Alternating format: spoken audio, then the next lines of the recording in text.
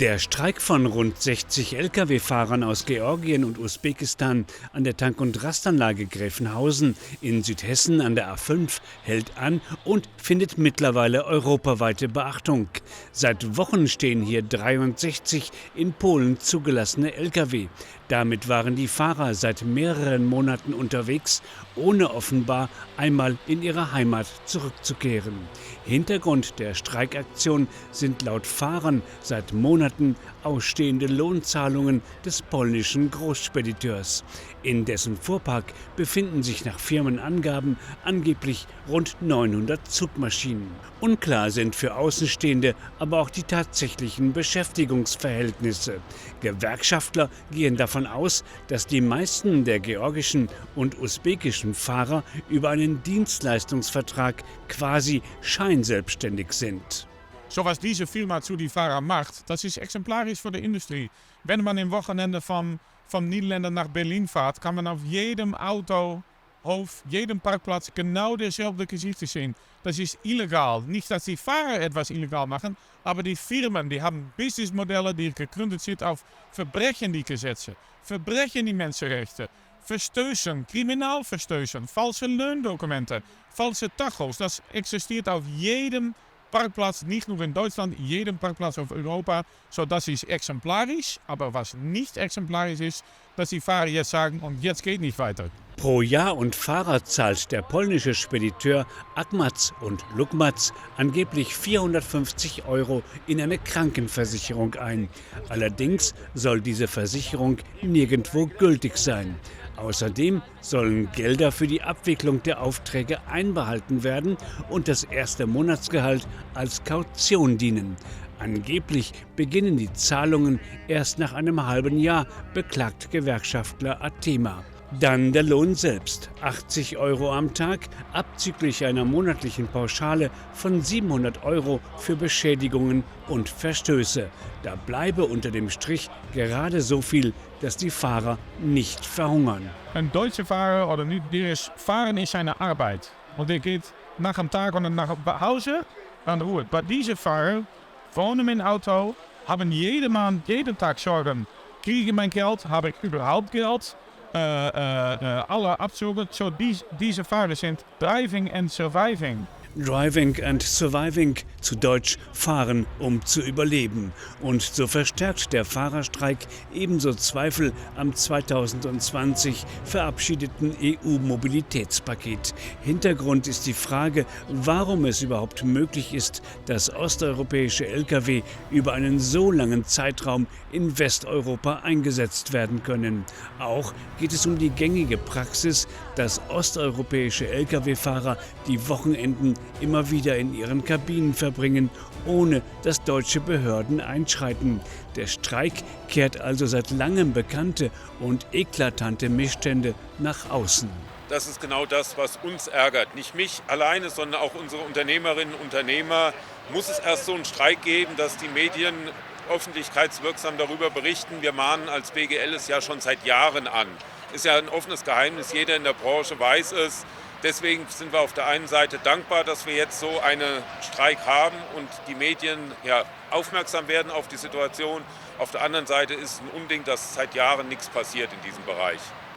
Naja, die Situation ist schwierig und komplex und umso besser ist es, dass man hier ja auch die Solidarität nicht nur untereinander unter den Fahrern erleben kann, sondern auch der Bevölkerung hier vor Ort. Eben ist der Lkw-Fahrer vorbei und hat seine Solidarität Daumen hoch nochmal zum Ausdruck gebracht. Und ich glaube, dass das wichtige Signal ist, dass die Fahrer hier spüren, sie sind nicht nur für die Lösung ihres konkreten Problems da, sondern sie haben auch die Unterstützung, weil alle wissen, hier ist etwas nicht in Ordnung und muss geändert werden. Zur Situation der Lkw-Fahrer selbst. Sie haben große Mühe, sich zu verständigen. Deshalb sind neben deutschen Gewerkschaftlern mit Edwin Atema auch international erfahrene Transportgewerkschaftler mit Auslandserfahrung vor Ort. Auch unsere Kollegin Jana Bronsch-Kassar ist russischsprachig und trägt beim Drehtermin von Eurotransport TV wesentlich dazu bei, die Situation der betroffenen Lkw-Fahrer auch anderen Medien zu vermitteln. Hier spricht Jana mit Webkia Góruli. Webkia bestätigt alle Vorwürfe gegenüber der polnischen Spedition und Jana fasst die ungeheuerlichen Anschuldigungen in deutscher Sprache noch einmal zusammen. Fahrer werden nicht bezahlt, nicht regulär bezahlt. Es werden unter scheinheiligen Vorwänden Löhne gemindert, nicht ausbezahlt. Das heißt, die Kollegen fahren auch europaweit, auch in Deutschland, auch in Polen, wie gesagt europaweit, ohne Krankenschutzversicherung. Die angebliche Versicherung beispielsweise, die vom Lohn abgezogen wird, sie ist nichts wert. Das heißt, Fahrer, die krank werden und im Krankenhaus oder in einer Praxis behandelt werden müssen, werden wieder heimgeschickt, weil die Versicherung nicht existiert bzw. auch nichts wert ist. Es ist nicht das einzige Gespräch, das Jana führt. Hier geht es um die gefühlte Solidarität der Lkw-Fahrer untereinander. Karaberi Mararadze erklärt Jana, wie die Fahrer dies nach fast einem Monat Streik empfinden. Untereinander ist die Solidarität gewaltig, weil die haben zusammen das Ganze angefangen und haben das Ganze auch dann so angefangen, dass sie bis zum Schluss kämpfen, auch dann bis zum Schluss auch dann hier bleiben. Sie werden nicht nach Hause gehen, bis das nicht gelöst ist. Sie sind auch unglaublich dankbar für die Solidarität auch vom deutschen Staat, von der Polizei beispielsweise, von den Ministerien. Bleiben wir bei der Polizei, denn ausgerechnet deren beherztes Eingreifen verhinderte vor wenigen Tagen die Eskalation des Konfliktes. So hatte die polnische Spedition doch tatsächlich einen privaten polnischen Sicherheitsdienst damit beauftragt, die Lastwagen aus Deutschland abzuholen. Dokumentiert und ins Internet gestellt wurden die Vorgänge dabei vom polnischen YouTube-Kanal Telewizja Patriot 24net.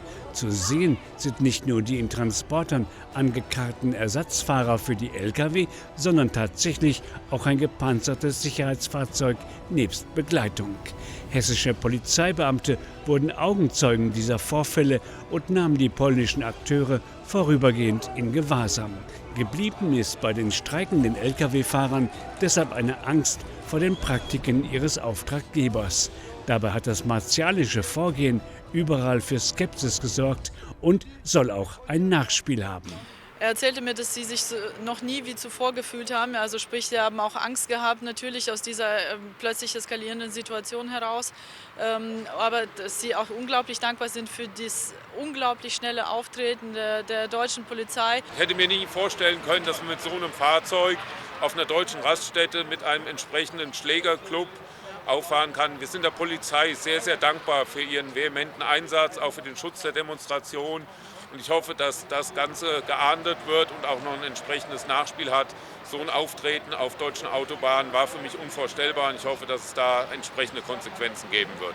Gut fand ich, dass die Polizei ruckzuck da war, dass sie das unterbunden hat und wie gesagt, diese Aktion von dem Unternehmen, von diesem Chef, finde ich gar nicht gut und es hat auch keinen Pluspunkt für ihn gebracht. Nahezu halbstündige Polizeistreifen an der Tank- und Rastanlage in Hessen sind die Konsequenzen dieses Vorfalls rund um die Uhr.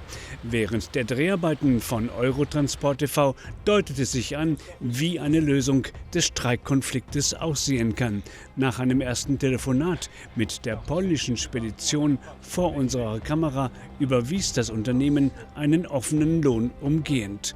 Doch zu einer Beendigung des Streiks wird es erst kommen, wenn alle rückständigen Forderungen aller Fahrer beglichen sind. Doch selbst dann werden die georgischen und usbekischen Lkw-Fahrer nicht wieder in ihre Zugmaschinen einsteigen.